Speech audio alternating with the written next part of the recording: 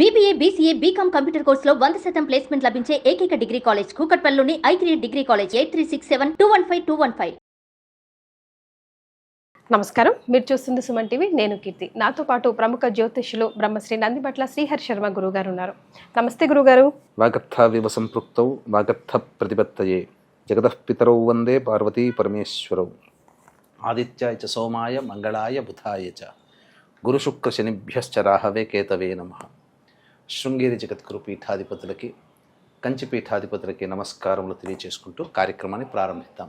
గురుగారు, శనివారం శని త్రయోదశి కలిసి వస్తుంది.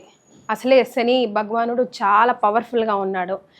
షడ్గ్రహ కూటమి మొన్న వెళ్ళిపోయింది. కొంతమందికి ఇప్పుడే స్టార్ట్ అవుతే, కొన్ని రాసులకి నెత్తి మీద స్ట్రాంగ్గా ఉంటే, కొంతమందికి వదిలించుకొని వెళ్ళిపోతున్నాడు. సో ఈ సందర్భంగా మనం ఈ శని త్రయోదశిని ఎలా ఉపయోగించుకోవాలంటారు?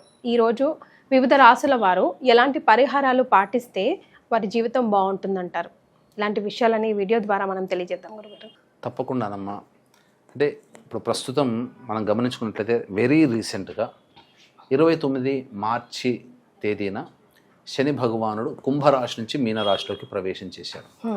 ఈ కారణం చేత కుంభ, మీన, మేషరాశి వారికి ఏలిన నాటి శని, మిథున రాశి వారికి కంటక శని, సింహరాశి వారికి అష్టమ శని, ధనుస్సు రాశి వారికి అర్ధాష్టమ శని, కన్యా రాశి వారికి దాంపత్య శని, కర్కాటక వృశ్చిక రాశిలో జన్మించినటువంటి వారికి యోగ శని ప్రభావం వెరసి మేష, మిథున, కర్కాటక, సింహ, కన్య, వృశ్చిక, ధనుస్సు, కుంభరాశులలో జన్మించినటువంటి వారికి శని ప్రభావంతో ఇబ్బంది పడుతూ ఉంటుంటారు. అంటే ఇక్కడ మనకు కర్మ సిద్ధాంతం మనకు కొంత తెలియాలమ్మా. ఎందుకు శని భగవాను అంత భయపడతారు అంటే, ఈ కలియుగంలో ప్రతి వ్యక్తి కూడా పాపములు చేసిన వాడే, మీతో నాతో సహా, తెలిసి తెలియక. అటువంటి పాప ప్రభావాలు వెంబడే ఫలితాలు ఇవ్వవు.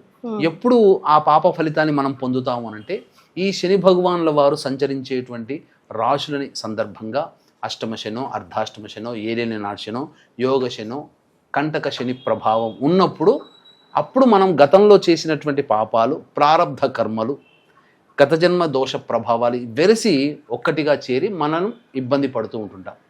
కాబట్టి శని ప్రభావంని గురైనటువంటి రాశుల్లో జన్మించినటువంటి వారు ఆ శని త్రయోదశి సందర్భంగా ఉన్నటువంటి రోజున కొన్ని పరిహారాలు పాటించుకుంటే చాలా మటుకు ఉపశమనం లభిస్తుంది. గురుగారు, శనివారం శని త్రయోదశి ఎందుకు అంత ఆస్పిషియస్ డే, అంటే అంత పర్టికులర్గా మనం ఎందుకు చూస్తాం? త్రయోదశికి శనికి ఉన్న ఆ లింక్ ఏంటి గురుగారు? చాలా మంచి ప్రశ్న వేశారమ్మా. ఎందుకనంటే త్రయోదశి అనేటువంటిది తిథికి అధిపతి రుద్రుడు. నవగ్రహాలలో రుద్రాంశ సంభూతుడుగా పేర్కొనబడినటువంటి గ్రహము శని భగవానుడు. సాక్షాత్తు ఈశ్వరునే ముప్పు తిప్పలు పెట్టినటువంటి గ్రహం, అంటే నిజాయితీగా పనిచేసేటువంటి గ్రహం. ముఖ్యంగా త్రిమూర్తులలో లయకారకుడు ఈశ్వరుడు ఎలాగో, నవగ్రహాలలో లయకారకుడు శని భగవానుడు. కాబట్టి ఇట్టి రుద్రునికి సంబంధించినటువంటి తిథి త్రయోదశి తిథి, శనికి సంబంధించినటువంటి వారము శనివారము, ప్రదోషకాలం ఎలాగో సంబంధించినటువంటి ఈ రుద్రునికి సంబంధించి చెప్పబడింది కాబట్టి శని త్రయోదశి అని అంటుంటారు. ఓకే, అంటే ఉదయం 8:30 లోపే ఉంటుంది త్రయోదశి కాలం అంటున్నారు గురుగారు. అంటే ముందు రోజు పాటించాలా? శుక్రవారం రోజు, శనివారం రోజు పాటించినా కూడా సూర్యోదయానికి ఉంది కాబట్టి విధి విధానాలు అదే రోజు ఆచరించాలంటారా? ఇప్పుడు వస్తున్నటువంటి శని త్రయోదశి చాలా ప్రత్యేకమైనది, మహత్యపూర్వకమైనదిగా చెప్పబడినది. ఎందుకంటే శనివారము త్రయోదశి తిథి కలిసి వచ్చినటువంటిది శని త్రయోదశి. పైగా శనికి సంబంధించినటువంటి ఉత్తరాభాద్ర నక్షత్రము ఉదయం 6:42 వరకు ఉంది. తర్వాత త్రయోదశి తిథి ఉదయం 8:36 వరకు ఉంది.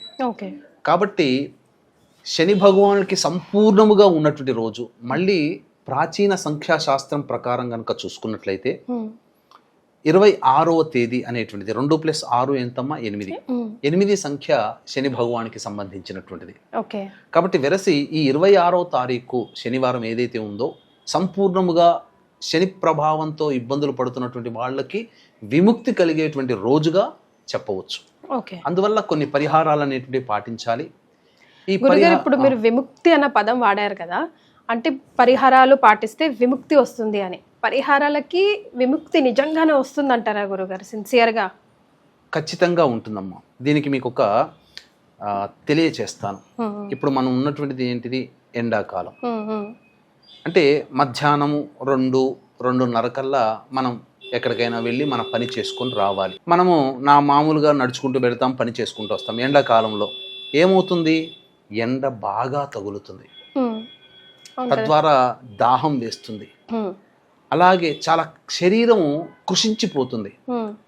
వెళతాము, పని పూర్తి చేసుకొని వస్తాం, మనకు తెలియకుండానే అలసిపోతాం. అదే ఒక గొడుగుని ఆధారంగా తీసుకున్నా, లేదా ఒక మంచి కారులో మనం వెళ్ళినా, మనం వెళ్తాము, పని పూర్తి చేసుకుంటాము, వస్తాము, గొడుగు చేసుకుని వెళ్ళామనుకోండి, మనకు ఎండ నుంచి మనం రక్షింపబడతాం. కానీ ఎంతో అంత కొంత ఎండ వేడిమి మనకు తగులుతుందిగా. కారులో వెళ్ళినా, మనం బయటకు వెళుతాము, నడుస్తాము, ఆ కొంత సమయం మన శరీరం కష్టపడుతుంది కదా. అంటే కష్టపడడం తప్పదు, కానీ ఉపయోగించే సాధనం ఏదైతే ఉంటుందో అది దేవతానుగ్రహంగా మనం భావించాలి. గొడుగు ఆధారము దేవతానుగ్రహం, కారులో ఏసీలో పెట్టుకొని వెళ్ళడం దేవతానుగ్రహం. అంతే కదా. కాబట్టి అంటే కారులో వెళ్ళినంత మాత్రం దేవతానుగ్రహం అని కూడా వాదించే మూర్ఖులు ఉంటారు ప్రేక్షకుల్లో. కానీ ఏంటనంటే మనం దీన్ని ఎలా అర్థం చేసుకోవాలంటే, దేవతానుగ్రహం గనక పొందితే ఒక గొడుగు వేసుకొని వెళితే మనం ఎంత సునాయాసంగా మన కష్టం లేకుండా మనం పూర్తి చేసుకున్నాము, కారులో ఏసీ పెట్టుకొని వెళితే మనం ఎంత సునాయాసంగా మనం పూర్తి చేసుకున్నామో, అదే విధంగా దేవతానుగ్రహం ఉంటే అంత సునాయాసంగా మన పని పూర్తి అవుతుంది. కష్టం ఉంటుంది, కానీ ఆ కష్టము బాధ మనల్ని బాధించదు. అది గుర్తుపెట్టుకోవాలి. కంప్లీట్ అంటే మొత్తానికే కాకుండా అట్లీస్ట్ దాని కొంచెం తప్పించగలదు. షేడ్ అట్లీస్ట్ ఇంకా బాగా ప్రేక్షకులకు అర్థమయ్యేటట్టు చెప్పాలంటేనమ్మా, కొండంత పోయేది గోరంతలో అంతే. ఇప్పుడు మనము బండి మీద వెళ్తుంటాం, కింద పడాలి, దెబ్బ తాకాలి అని రాసిపెట్టి ఉంటుంది. ఇప్పుడు దేవతానుగ్రహం ఉందనుకోండి, ఏమవుతుంది, గుడ్డ పేలికలు ఉన్న చోటనో, ఇసుక దిబ్బలు ఉన్న చోటనో, మట్టి ఉన్న చోటనో పడి కొద్దిగా రాసుకొని ఆ దెబ్బలు మనకు ఇబ్బంది పెడుతుంది. దేవతానుగ్రహం లేకపోతే ఏమవుతుంది, డాంబర్ రోడ్లోనో లేకపోతే బండరాళ్ళు ఉన్న చోట పడి ఎక్కువగా ఒరిపిడి గురయ్యి బాగా శరీరము ఇబ్బంది పడుతుంది. అంటే మనకు జ్యోతిష్యంలో ఈ సంబంధించినటువంటి కింద పడడం అనేటువంటిది ఉంటుంది, కానీ నువ్వు ఇంత మేర దెబ్బ తగులుతుంది, ఇన్ని సెంటీమీటర్లు నీకు రాసుకపోతుంది, ఇంత రక్తం పోతుంది, ఇంత ఔన్సుల రక్తం పోతుంది అని ఎక్కడ శాస్త్రంలో ఉండదు. కింద పడడం అనేటువంటిది ఉంటుంది కర్మవశాత్తు. దేవతానుగ్రహం ఉంటే ఆ దెబ్బ నుంచి మనం బయటపడతాము, దేవతానుగ్రహం లేకపోతే ఆ దెబ్బ వలన మనం ఎక్కువగా బాధపడతాం. అది దేవతానుగ్రహం అంతే. కాబట్టి పరిహారాలు చేసుకుంటే ఖచ్చితంగా ఆ పరిహారాల ప్రభావం వలన కష్టపడడం తప్పదు, కానీ ఆ కష్టం ఇష్టంగా మారి ఆ పనిని పూర్తి చేసుకుంటాము, లేదా మనకు తెలియకుండానే మనకు సమస్యలు తీరిపోతాయి. అందుకని పరిహారాల విషయంకి వచ్చేసరికి 2 రకాల పరిహారాలు ఉంటాయి ఎప్పుడైనా కానీ. ఒకటి దైవ పరిహారము, 2 మానవ పరిహారం. దైవ పరిహారం అంటే దైవం మంత్రాధీనం, తన్మంత్రం బ్రాహ్మణాధీనం. కాబట్టి బ్రాహ్మణుల ద్వారా చేయించుకునే జపాలు, హోమాలు, అభిషేకాలు, ఇటువంటివన్నీ కూడా కార్యక్రమాలు. మానవ పరిహారం అంటే మనకు మనంగా చేసుకునేటువంటి పరిహారాలని చెప్పవచ్చు. అంటే చిన్నపాటి చిట్కాలు లాంటివి, దేవతా పూజలు లాంటివి, అర్చన లాంటివి మనకు మనంగా చేసుకునేటువంటివి. కాబట్టి దేవతా పరిహారంలో భాగంగా వీక్షించేటువంటి ప్రేక్షకులు కూడా ఈ మీన, మేష, మిథున, కర్కాటక, సింహ, కన్య, వృశ్చిక, ధనస్సు, కుంభరాశుల్లో జన్మించినటువంటి వారికి శనిదోష ప్రభావం ఉంది. కాబట్టి ఈ శనిదోష నివారణార్థమై ఈ 26వ తారీఖు రోజున పొద్దున్నే శనీశ్వర హోమము, అఘోర పాశుపత మంత్ర హోమం. శని ప్రభావం వలన ధనపరంగా, ఆరోగ్యపరంగా, కుటుంబపరంగా, దాంపత్యపరంగా సమస్యలు వస్తాయి కాబట్టి, వివాహపరంగా సమస్యలు వస్తాయి కాబట్టి వీటికి సంబంధించినటువంటి హోమాది కార్యక్రమాలు చేయించడం జరుగుతుంది. ముఖ్యంగా ఈ శంకరుంగలిమాల అంటే శంగాలి కరుంగలి కలిసినటువంటిది అత్యంత అరుదుగా లభిస్తుంది, ఎక్కడ పడితే అక్కడ దొరకదండి. దీనికి ఈ శనీశ్వర హోమము, అఘోర పాశుపత మంత్ర హోమము శక్తిపాతము చేసి ఈ మాల మీకు ఇవ్వడం జరుగుతుంది. చక్కగా రాగిలో చుట్టబడినటువంటి మాల అండి. ఎప్పుడు కూడా మాల దగ్గరగా కలిసి ఉండకూడదు, పూసలు దూరంగానే ఉండాలి. ఇటువంటిది నాణ్యమైనటువంటి స్వచ్ఛమైనటువంటి శంకరుంగలి మాల అనేటువంటిది మీకు శక్తిపాతం చేసి ఇవ్వడం జరుగుతుంది. అవకాశం ఉన్న వాళ్ళు ఈ మీన, మేష, మిథున, కర్కాటక, సింహ, కన్య, వృశ్చిక, ధనస్సు, కుంభరాశులు జన్మించినటువంటి వారు ఈ కార్యక్రమంలో పాల్గొని దీన్ని పొందవచ్చు. ఇక మానవ పరిహారాల్లో భాగంగా రమ్మ, ఎందుకనంటే మనకు సూర్యోదయం ప్రారంభమైన దారభ్యత దుర్ముహూర్తం ప్రారంభమవుతుంది ఈ యొక్క శనివారం రోజున. గురుగారు. కాబట్టి ఉదయం 4 గంటలకే లేచి కాలకృత్యాదులు తీర్చుకొని సూర్యోదయం కాకముందే శివాలయానికి చేరుకుని ఆ శివాలయంలో ఖచ్చితంగా నవగ్రహాలు ఉంటాయి. ముందుగా నవగ్రహాల చుట్టూ శివాయ నమః అంటూ 27 ప్రదక్షిణలు చేసి అప్పుడు శని భగవాని ముందర నల్ల నువ్వుల నూనెతో దీపారాధన సూర్యోదయం కంటే ముందే చేయాలి. ఓకే. చేస్తే అప్పుడు ఆ దుర్ముహూర్త ప్రభావంలో మనం పడం. ఓకే. కాబట్టి చక్కగా నల్ల బట్ట కట్టి నల్ల నువ్వుల నూనెతో దీపారాధన చేసి, ఎలాగో సూర్యోదయం కంటే ముందే నల్ల నువ్వుల నూనెతో దీపారాధన చేస్తాం. తర్వాత ఆ శని భగవానుడికి అభిషేకం చేస్తే నమ్మక మంత్రంతో, ఈశ్వరునికి సంబంధించిన నమ్మక మంత్రంతో పురుష సూక్త విధానంతో అభిషేకం చేయడం, లేదా అంటే అక్కడ దీపారాధన చేసి మళ్ళీ వెళ్ళి కాలు కడుక్కొని వచ్చి అప్పుడు గర్భాలయానికి వెళ్ళాలి అలాంటివి ఏం లేవు కదా గురువు? అటువంటిది ఏం లేదమ్మా. చక్కగా అభిషేకం చేసి లేదా ఈ బీజ మంత్రం ఓం ప్రాం ప్రీం ప్రౌం సహ శనైశ్చరాయ నమః అనే బీజ మంత్రంతో అనొచ్చమ్మా. ఆ బీజ మంత్రం ఎవరైనా చేయవచ్చు. ఓం ప్రాం ప్రీం ప్రౌం సహ శనైశ్చరాయ నమః అంటూ అభిషేకం చేస్తూ, నల్ల నువ్వులతో అభిషేకం చేస్తూ 8 నల్ల నువ్వుల లడ్డూల్ని నైవేద్యంగా పెడితే సరిపోతుంది.